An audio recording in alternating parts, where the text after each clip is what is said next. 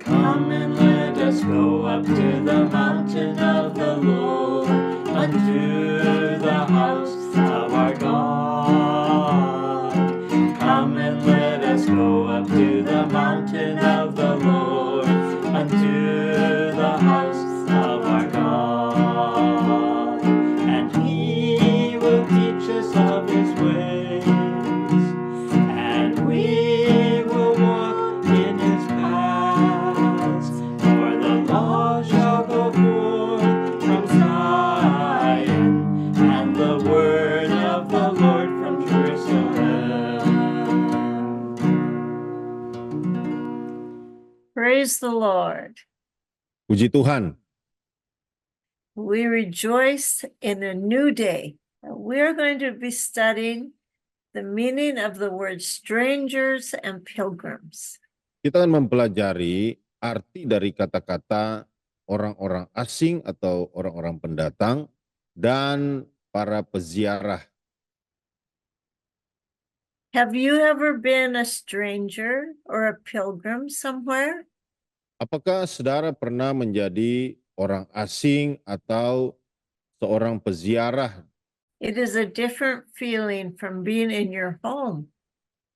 Perasaannya pasti sangat berbeda dengan kalau saudara ada di rumah sendiri ya. So today we're going to see how Peter spoke to the strangers in Asia. Jadi hari ini kita akan melihat bagaimana Petrus berbicara kepada orang-orang pendatang, orang-orang asing yang ada di Asia. Addresses Christians. Dan beginilah cara Tuhan menyebut orang-orang Kristen. As strangers and pilgrims in the land. Sebagai perantauan, sebagai orang-orang asing atau orang-orang musafir ya, peziarah di tanah tersebut.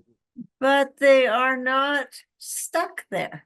Tapi mereka tidak tetap di sana. And if situations come up that they have to move on, they quickly move on. Dan ketika sesuatu terjadi, maka mereka bisa dengan cepat pindah. Okay, well, let's start by reading 1 Peter 1, verse 16. Mari kita mulai dengan membaca 1 Petrus 1 ayat 16. I'm sorry, that is the wrong reference.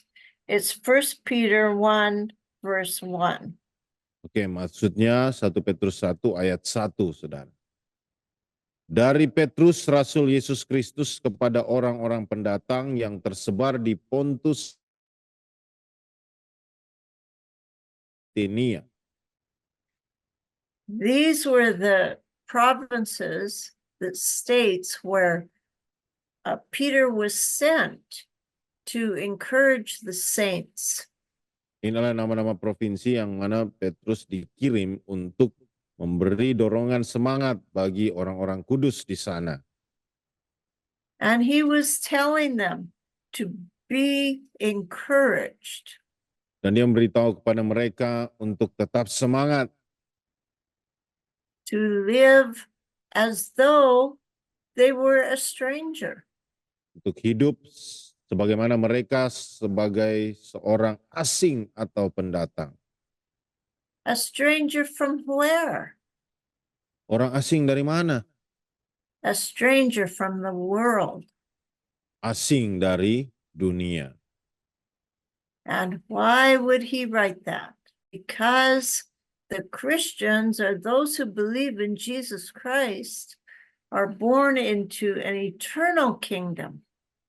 Sebab orang-orang Kristen yang telah percaya kepada Yesus Kristus, mereka telah dilahirkan dan menjadi bagian dari kerajaan yang kekal. And that kingdom is not of this world. Dan kerajaan itu bukanlah dari dunia ini. Because truly our lives are just a fragrance and a moment. Sebab sesungguhnya kehidupan kita hanya sementara, saudara. So let us live our lives to the fullest meaning. Jadi marilah kita hidup dalam makna yang sepenuhnya. And Silvanus is thought to have helped Peter write this book. Dan penulis yang menolong Petrus menulis surat itu namanya Silvanus. But he was a man full of the Holy Ghost. Tapi dia adalah orang yang dipenuhi dengan Roh Kudus. And when we lack in the natural, the Holy Spirit makes up for that. Dan waktu kita memiliki kekurangan secara alamiah, Roh Kudus bisa menolong kita. He fills our lives to overflowing. Dia memenuhi hidup kita sepenuhnya, seutuhnya. Where we lack, he fills us. Ketika kita kurang, dia mengisi kita. And Stephen was giving his life unto the service of Jesus Christ. Dalam Kisah Para Rasul 8 ayat 1, Stefanus, dia memberikan hidupnya untuk melayani Tuhan Yesus. Well, let us read that verse. Mari kita baca Kisah Para Rasul 8 ayat 1. Pada waktu itu mulailah penganiayaan yang hebat terhadap jemaat di Yerusalem. Mereka semua kecuali rasul-rasul tersebar ke seluruh daerah Yudea dan Samaria. So this explains what happened to the Christians at Jerusalem. Ini menjelaskan apa yang terjadi kepada orang-orang Kristen yang ada di Yerusalem. Scattered up into Pontus, Galatia, Cappadocia, Asia, and Bithynia as well. Dan akhirnya mereka tersebar ke daerah-daerah seperti Pontus, Galatia, Kapadokia, Asia, dan Bitinia. In 1 Peter 2:11, we'll go back to Peter. Mari kita kembali dalam 1 Petrus. Kita melihat di sini Petrus menyebut mereka sebagai pendatang dan perantau. He's telling them, live as a pilgrim and a stranger. Dan memberitahukan kepada mereka untuk hidup sebagaimana orang pendatang atau perantau. Keep your focus. Itulah fokusmu. You are not in this world forever. Don't get too engaged. Kamu tidak akan berada di dunia ini untuk selama-lamanya. Jangan terlalu melekat kepada dunia ini. Amen. 1 Peter 2:2. 1 Petrus 2 ayat 2. Dan jadilah sama seperti bayi yang baru lahir yang selalu ingin akan air susu yang murni dan yang rohani, supaya olehnya kamu bertumbuh dan beroleh keselamatan. That is what we are to focus on. Itulah yang harusnya menjadi fokus kita. To satisfy our souls. Untuk memuaskan jiwa kita. And guide us in our path of life. Dan memimpin kita di jalan keselamatan. We must read the Word of God. Kita harus membaca firman Tuhan. We must drink it as a baby drinks. Sang bayi yang minum dari botolnya, botol susunya. In verse 2 of chapter 1, we read that we are the elect according to the foreknowledge of God the Father. Dalam pasal 1 ayat 2 dikatakan bahwa kita ini dipilih sesuai dengan rencana Allah Bapa kita. Verse 2, 3, and 4. Mari kita baca 1 Petrus 1 ayat 2, 3, dan 4. Firman Tuhan, yaitu orang-orang yang dipilih sesuai dengan rencana Allah Bapa kita dan yang dikuduskan oleh Roh supaya taat kepada Yesus Kristus yang menerima percikan darahnya, kiranya kasih karunia dan damai sejahtera makin melimpah atas kamu. Terpujilah Allah dan Bapa Tuhan kita Yesus Kristus, yang karena rahmat-Nya yang besar, Kristus dari antara orang mati, kepada suatu hidup yang penuh pengharapan, untuk menerima suatu bagian yang tidak dapat binasa, yang tidak dapat cemar, dan yang tidak dapat layu, yang tersimpan di sorga bagi kamu.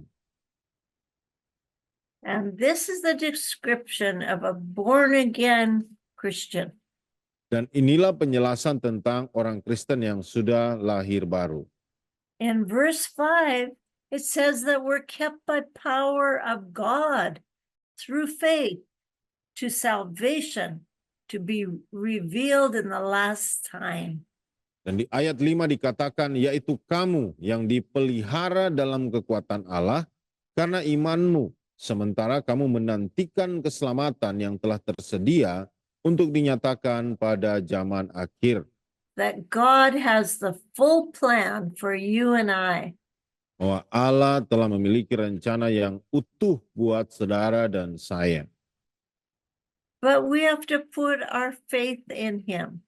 Tapi yang perlu kita lakukan adalah meletakkan iman kita kepada Dia. And then He calls us into His service. Lalu Dia panggil kita dalam rencananya, dalam pelayanannya. 1 Peter 2:9 describes that, 9 and 10. 1 Petrus pasal 2 ayat 9 menjelaskan hal tersebut sampai ayat yang 10 firman Tuhan. Tetapi kamulah bangsa yang terpilih, imamat yang rajani, bangsa yang kudus, umat kepunyaan Allah sendiri, supaya kamu memberitakan perbuatan-perbuatan yang besar dari Dia yang telah memanggil kamu keluar dari kegelapan kepada terangnya, tapi yang sekarang telah menjadi umatnya, yang dahulu tidak dikasihani, tetapi yang sekarang telah beroleh belas kasihan. How beautiful. Betapa indahnya. You see, you are no longer just a person in a nation, in the world. Saudara ingat bahwa saudara bukan lagi seorang yang ada di dunia ini, But you are a chosen generation. tapi dikatakan engkaulah generasi atau bangsa yang terpilih, A royal priesthood, imamat yang rajani, a holy nation, umat yang kudus, bangsa yang kudus, to live a different lifestyle than the world offers us. hidup dengan gaya hidup yang berbeda dengan apa yang ditawarkan oleh dunia ini. When God's plan was originally laid out, it came to a man called Abraham.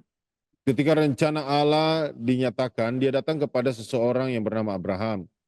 That he and his seed would be strangers in the earth. Bahwa dia dan benihnya dan keturunannya akan menjadi orang-orang pendatang, orang-orang asing di dunia ini.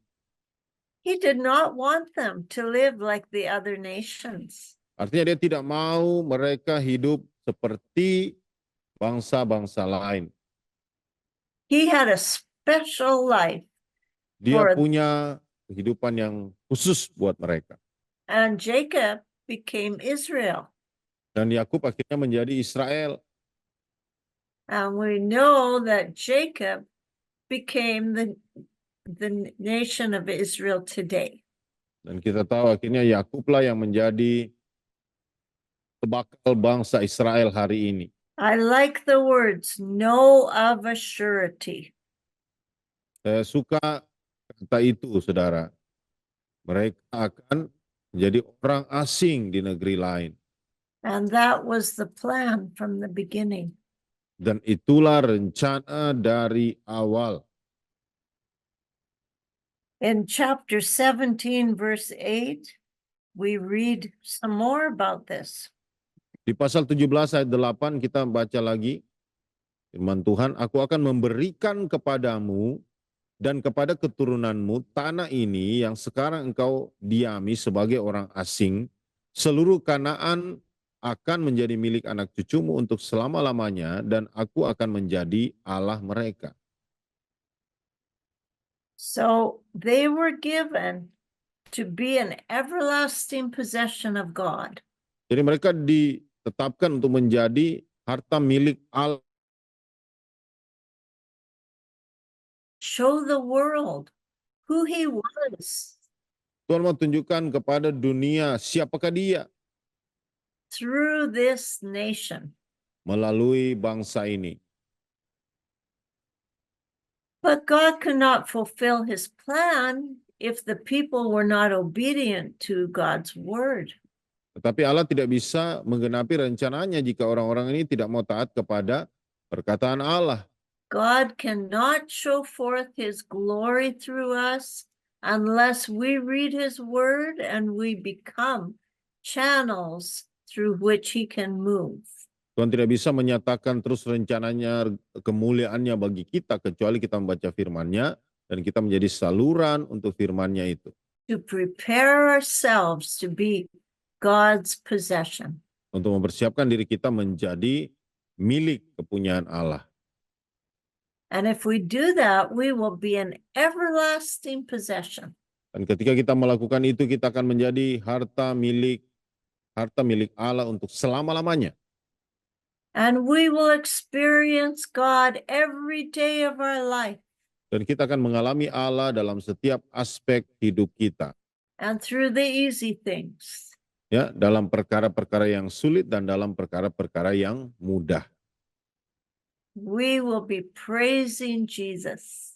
Kita akan terus memuji Tuhan Yesus. And as we do that, we leave the fragrance of Jesus in the earth. Dan saat kita melakukannya, kita akan membawa aroma keharuman Yesus. They want his love. Mereka menginginkan kasih-Nya. They want his mercy. Mereka menginginkan belas kasihan-Nya. But Jesus needs someone to take his love and mercy to them. Tapi Yesus membutuhkan seseorang untuk membawa belas kasihan-Nya kepada mereka. A chosen generation. Generasi yang terpilih. A royal priesthood. Imamat yang rajani. A holy nation. Bangsa yang kudus. A peculiar or strange people. Orang-orang yang dikhususkan bagi Allah. And the way God supplies for us is different than the way that people are supplied for. Dan cara Allah mencukupkan bagi kita berbeda dengan cara Tuhan mencukupkan hidup kita.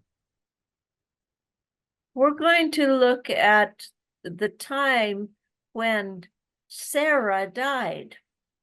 Mari kita melihat ketika Sarah adalah istrinya Abraham.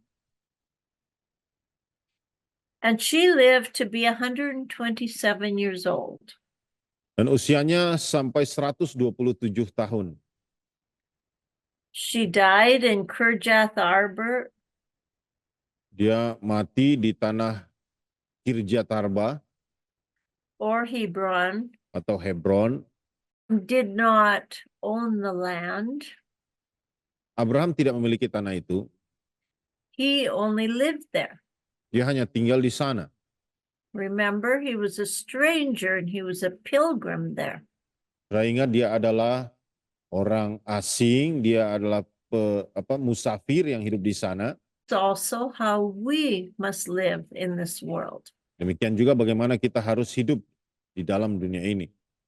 So Abram wanted to buy the cave of Machpelah. Jadi Abraham mau membeli tanah tersebut, yaitu yang disebut From the Heth. children of Heth. Ya. People were willing to give it to him. Orang-orang mau memberikan kepada dia gua Makpela itu. But Abram wanted to buy it. Tapi Abraham mau membelinya. He conducted himself with excellence amongst the heathen.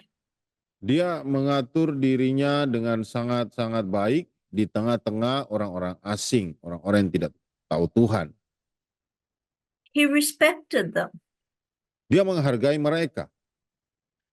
And this is a pattern for us today. Dan inilah pola bagi kita hari ini. We live amongst those who do not know Christ, Kita hidup di tengah-tengah mereka yang tidak mengenal Kristus, but we must respect them, tapi kita harus menghargai mereka. just as Abram did. Sama seperti yang dilakukan oleh Abraham. So Jacob is the third generation. Yakub adalah generasi ketiga. And with Jacob ends the original covenant.